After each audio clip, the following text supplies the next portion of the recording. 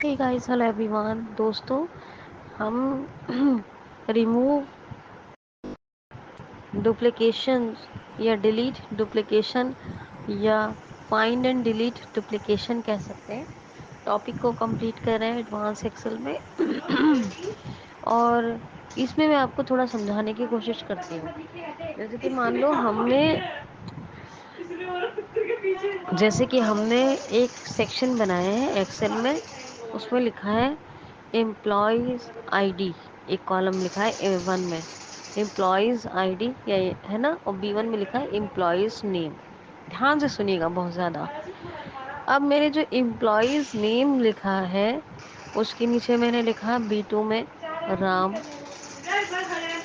B3 में लिखा है मैंने कैलाश, B4 में मैंने लिखा है रवि, B6 में लिखा मैंने फिर राम, फिर मैंने B7 में लिखा है कमला, B8 में मैंने लिखा है नाज, B9 में लिखा है मैंने रवि, B10 में लिखा है मैंने कमल, और B11 में लिखा है मैंने कैलाश। ठीक है, तो B2 में आपने क्या देखा? क्या एक नाम के दो लोग नहीं हो सकते? हो सकते हैं ना। पर मैंने तो उनका सरनेम नहीं लिखा है ना, मैंने तो लिखा है राम राम, रवि रवि, कैलाश कैलाश। ये बात है कि एक जगह नहीं लिखा है, लेकिन अलग अलग लिखा है, लेकिन लिखा तो है ना नेम में, है ना।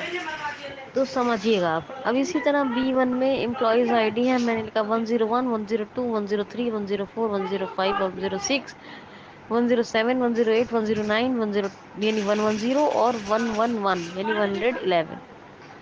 ठीक है, 111 नहीं लिखते, 110 तक ही लिखते हैं, क्योंकि A1 में तो ऑलरेडी हेडिंग है। अब आप मुझे बताइए कि क्या एम्प्लॉयज़ आईडी में डुप्लीकेशन है?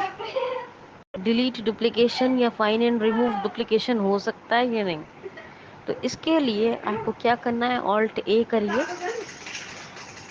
एम्प्लॉयज़ आईडी में आपने लिखा है ऑलरेडी, आप एम्प्लॉयज़ आईडी पे अपना कर्सर रखिए, ऑल्ट A करिए और टैप से जो है एडवांस फिल्टर के बाद ध्यान दीजिए। जैसे सॉर्ट एंड फिल्टर आएगा, एडवांस पर टेक्स्ट टू कॉलम आएगा जो मैंने आपको सिखाया है, और उसी के बाद जस्ट मिलेगा डिलीट डुप्लीकेशन। उसमें ऑल्ट A D कर सकते हैं, लेकिन आप डिलीट डुप्लीकेशन पे एंटर कीजिए डायरेक्ट। एंटर करने के बाद फिर से आपको एक अनाउंसमेंट सुनाई देगी और आप एंटर कीजिए। ठीक है, अब आप टैप करेंगे यहाँ पर तो आपको सुनाई देगा एम्प्लॉयज़ आईडी, और डाउन एरो करेंगे तो एम्प्लॉयज़ नेम, अप एरो करिए, हम दो ही फील्ड बनाए हैं, एम्प्लॉयज़ आईडी, फिर टैप करिए, आएगा ओके बटन, तो एंटर कीजिए एम्प्लॉयज़ आईडी पे।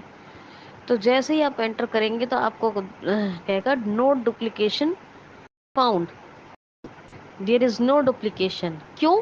क्योंकि एम्प्लॉयज़ आईडी में कोई भी डुप्लीकेशन है ही नहीं, इसलिए उसने ये मैसेज दिया।